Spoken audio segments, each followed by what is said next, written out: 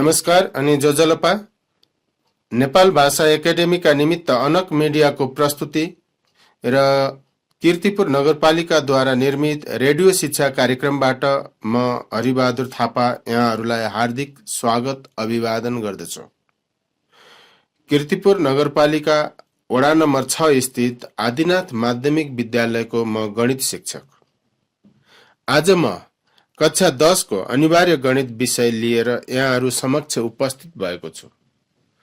र भाइ बहिनीहरू, आज हामी एकाइ 8 मा रहेको महत्तम समापवर्तक अर्थात् HCF हाईएस्ट कमन फ्याक्टर र लघुत्तम समापवर्त्य LCM LCM lowest common multiple को बारेमा चर्चा गर्नेछौँ।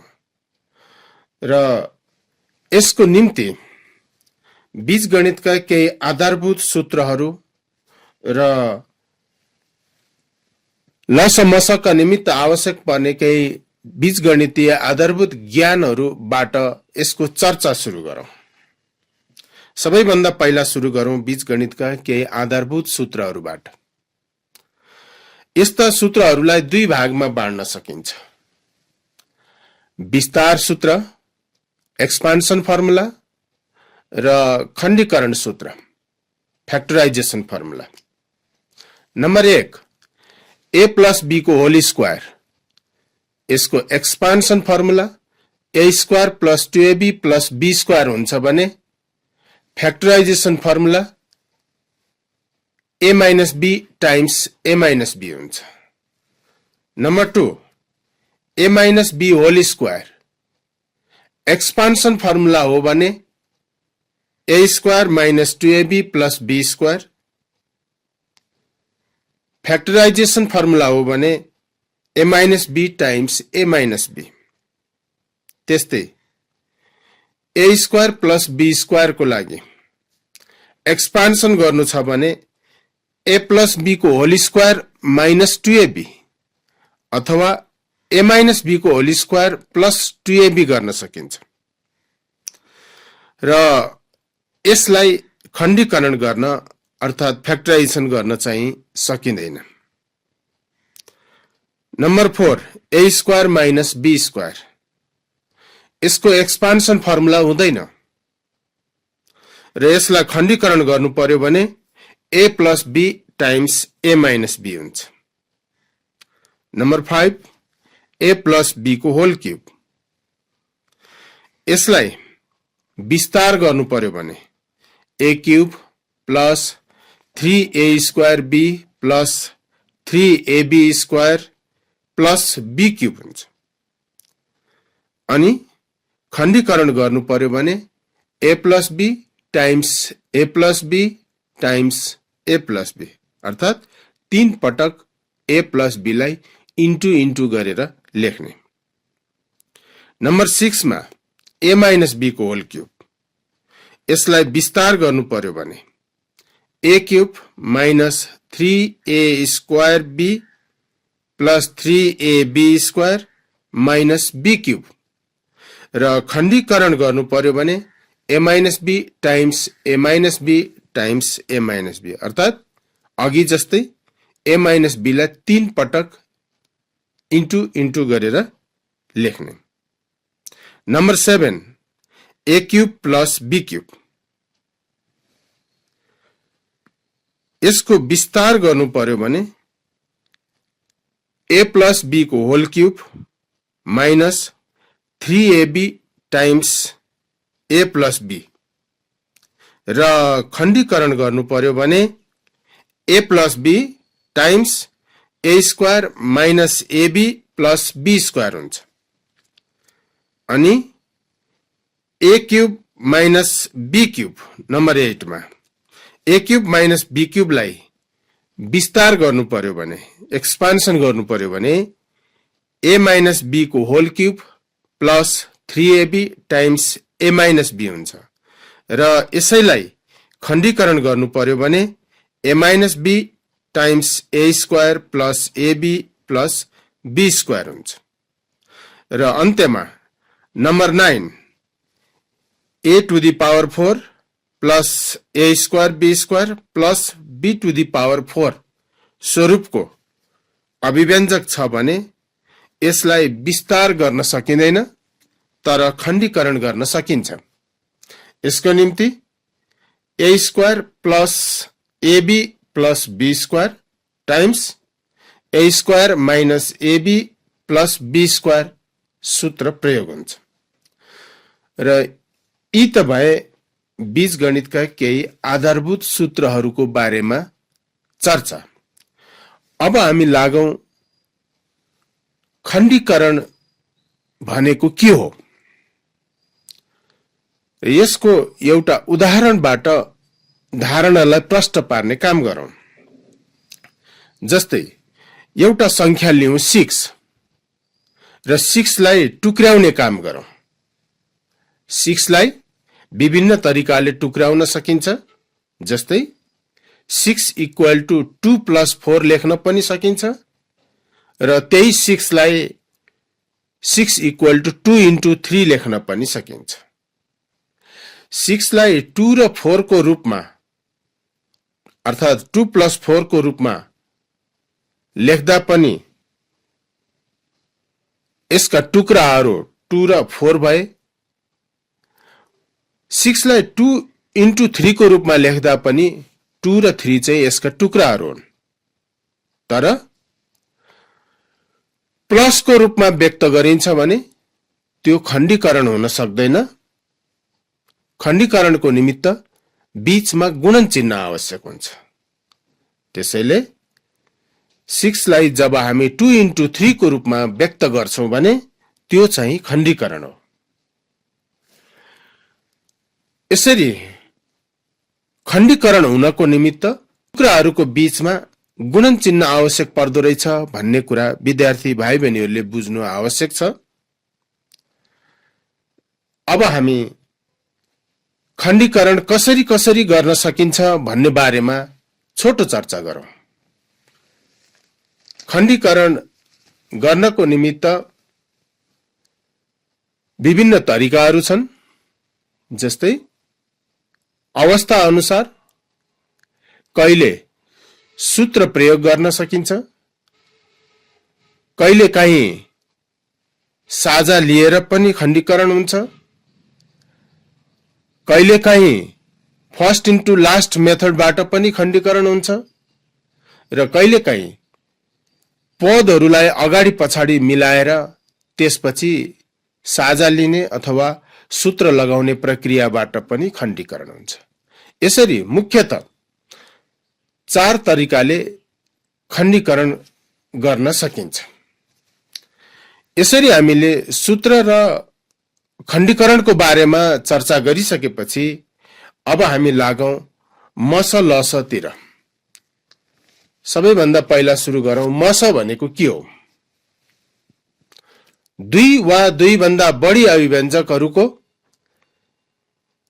साझा गुणनखण्डलाई मस भनिन्छ। त्यस्तै लस भनेको के हो। 2 वा 2 भन्दा बढी अभिव्यञ्जकहरूको साझा र बाँकी गुणनखण्डहरूको गुणनफललाई लस भनिन्छ।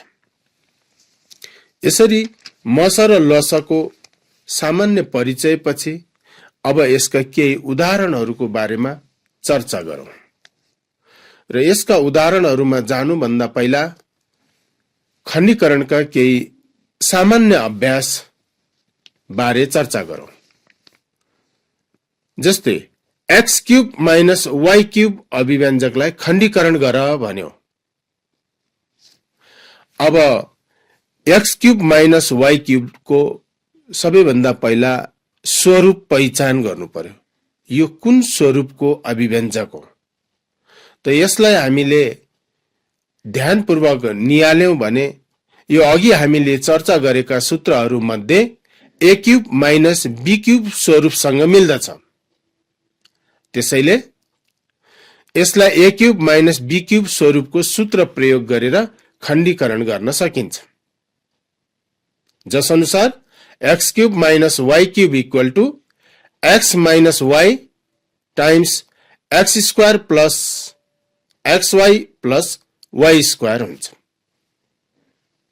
त्यस्तै m cube plus n cube को खण्डीकरण गर अर्को प्रश्नमा। यसमा पनि पहिला यसको स्वरूप पहिचान गर्नु आवश्यक छ। यसलाई हामीले अघि चर्चा गरेका सूत्रहरूसँग तुलना गर्यौं भने a cube plus b cube स्वरूपसँग मिल्दछ। त्यसैले त्यसैको सूत्र अनुसार यसलाई खण्डीकरण गर्न सकिन्छ। m क्यूब प्लस n क्यूबलाई a cube plus b cube को सूत्र अनुसार खण्डीकरण गर्दा m plus n times m square minus mn plus n square हुन्छ। अब अर्को एउटा प्रश्न लियौं। x square y minus xy square अभिव्यञ्जकलाई खण्डीकरण गर। अब यो अभिव्यञ्जकलाई अघिका हाम्रा सूत्रहरू मध्ये कुनै सूत्रसँग मिल्छ कि भनी हामीले तुलना गर्यौं भने यो कुनै सूत्रसँग मिल्ने स्वरूपमा पाउँदैनौं। त्यसैले यसलाई सूत्र प्रयोग गरेर खण्डीकरण गर्न सकिँदैन। त्यसो भए अर्को विकल्प के हुन सक्छ? त्यसतर्फ ध्यान दियौं भने यसका दुईवटै पदहरूबाट x र y साझा आउने देखिन्छ, अर्थात xy कमन हुन्छ। त्यसैले xy लाई कमन लिएर ब्राकेट भित्र पहिलो पदमा x बाँकी रहन्छ र दोस्रो पदमा माइनस y बाँकी रहन्छ। त्यसकारण xy times x minus y यसको खण्डीकरणको रूपमा लेख्न सकिन्छ।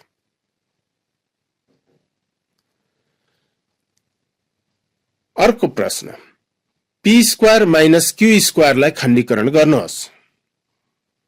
यो सजिलै हामीले अघि चर्चा गरेको a square minus b square को सूत्र प्रयोग गरेर खण्डीकरण गर्न सकिन्छ, जस अनुसार p plus q times p minus q हुन्छ।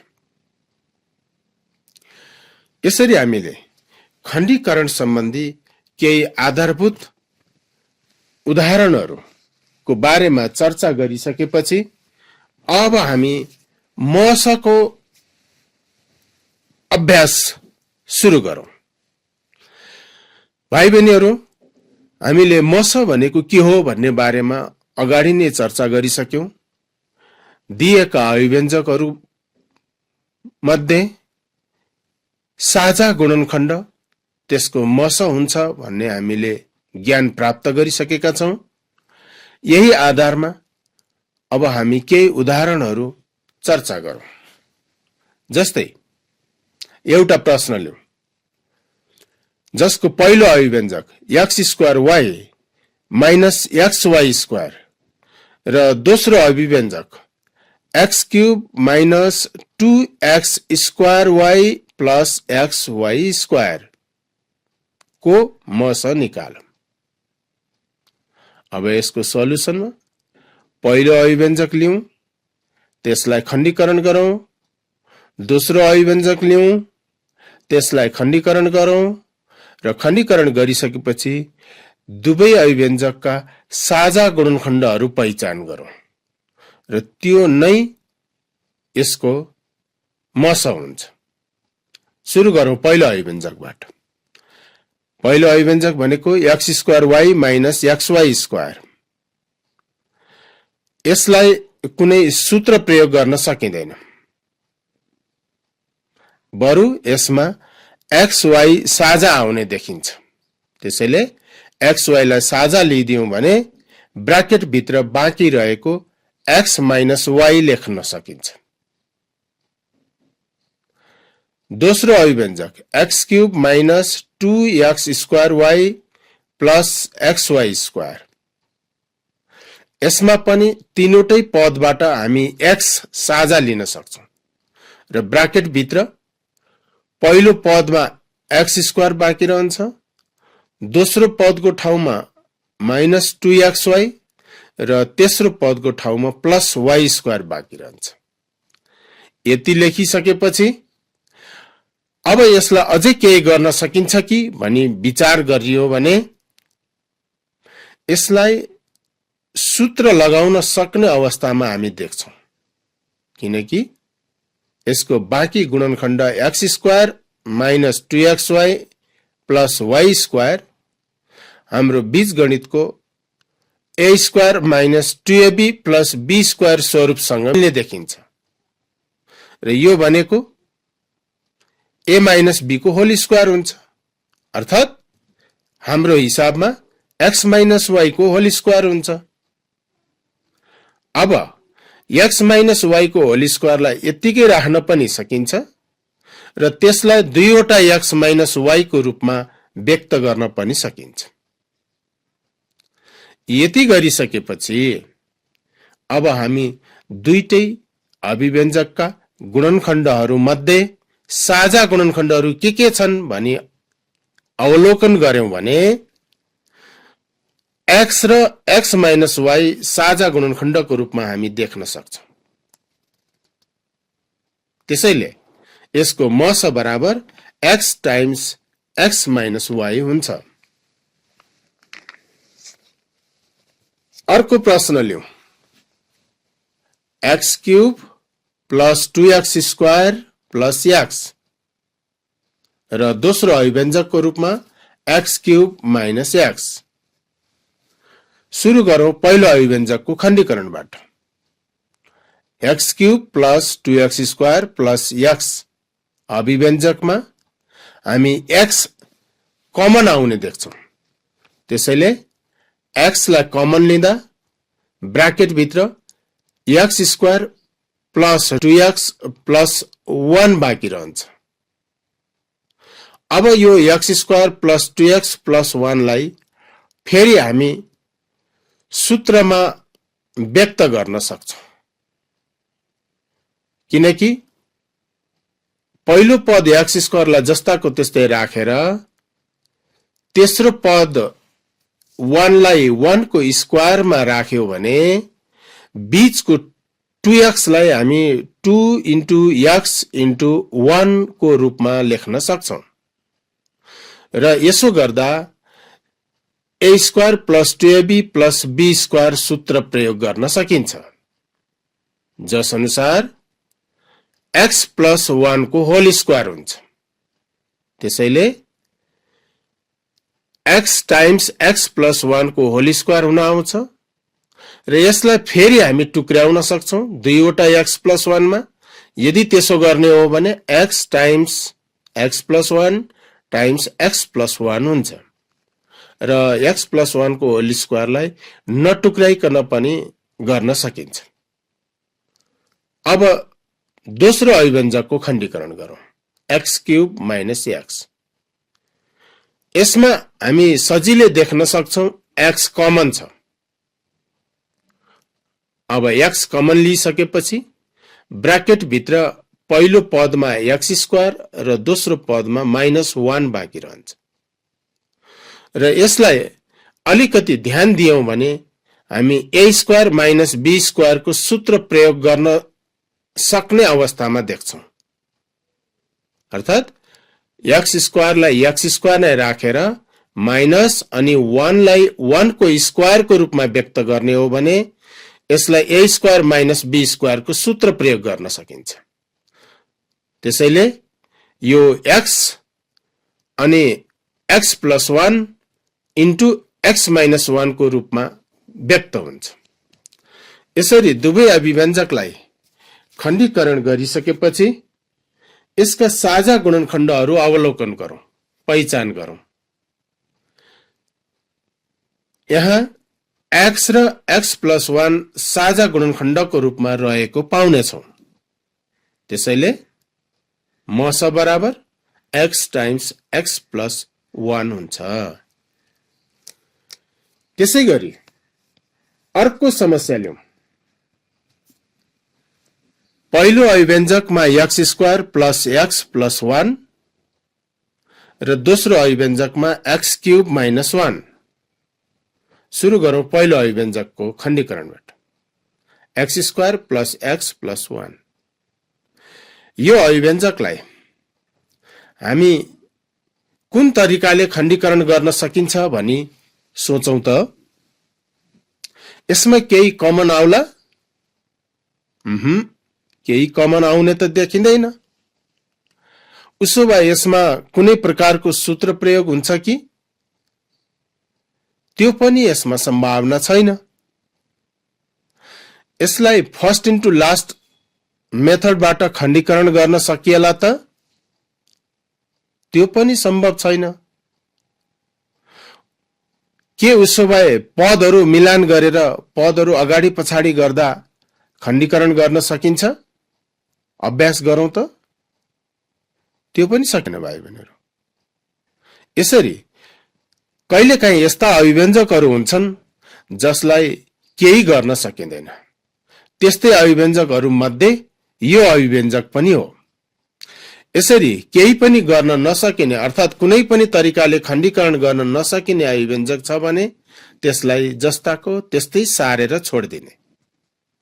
अब हामी लागौं दोस्रो अभिव्यञ्जक तर्फ। x cube minus 1।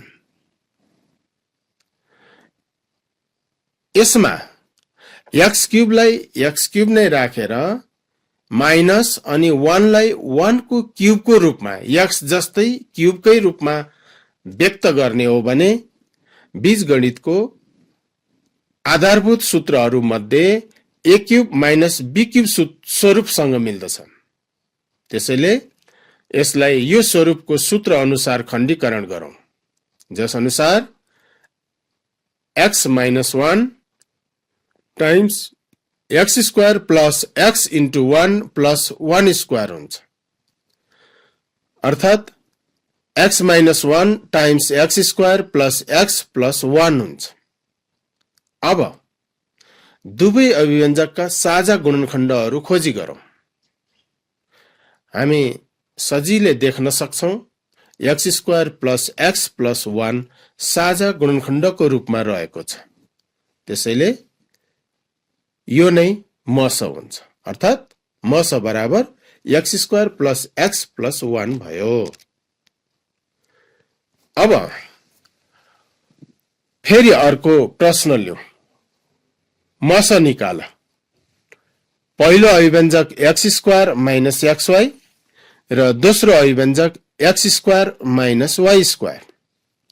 सुरु गरौं पहिलो अभिव्यञ्जकको खण्डीकरणबाट। x स्क्वायर माइनस xy र यसलाई कसरी खण्डीकरण गर्न सकिएला? अघि चर्चा गरिएका खण्डीकरण गर्ने तरिकाहरू यसमा सोचौं, तरिकाहरू यसमा लगाई हेरौं र हामी ती तरिकाहरू यसमा लगाई हेर्दा सजिलै हामी देख्न सक्छौं x साझा आउने देखिन्छ। त्यसैले कमन लिने मेथडबाट यसलाई खण्डीकरण गरौं। x लाई कमन लिदियौं, त्यसपछि ब्राकेट भित्र x माइनस y बाँकी रहन्छ। अब जाउँ दोस्रो अभिव्यञ्जकमा। x square minus y square. यो त सजिलै सूत्रमा जाने देखिन्छ। x plus y times x minus y। अब दुवै अभिव्यञ्जकका साझा गुणनखण्डहरू पहिचान गरौं। x माइनस y साझा गुणनखण्डको रूपमा रहेको पाउँछौं। त्यसकारण यसको मस बराबर x माइनस y हुन्छ।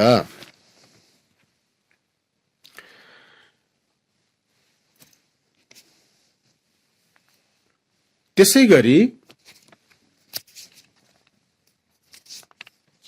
गरी हामी अर्को एउटा समस्या लियौं। a प्लस b को होल स्क्वायर अनि a square minus b square. पहिलो अभिव्यञ्जकलाई खण्डीकरण गर्यौं भने a plus b times a plus b हुन्छ। त्यस्तै दोस्रो अभिव्यञ्जकलाई अर्थात् a स्क्वायर माइनस b स्क्वायरलाई खण्डीकरण गरौं। यो सजिलै सूत्र लागेर खण्डीकरण हुन्छ। a plus b times a minus b हुन्छ। अब दुवै अभिव्यञ्जकका साझा गुणनखण्डहरू खोजी गरौँ, जुन a प्लस b हो। त्यसैले यसको मस a प्लस b हुन्छ। यसरी आजको कक्षामा हामीले बीजगणितका आधारभूत सूत्रहरू अनि खण्डीकरण गर्ने विधिहरू र मस सम्बन्धी केही साधारण समस्याको बारेमा चर्चा गर्यौं र स्टुडियोबाट समय सकिएको संकेत प्राप्त भएको हुनाले यो कक्षालाई यही अन्त्य गर्न चाहन्छु। धन्यवाद। नमस्कार।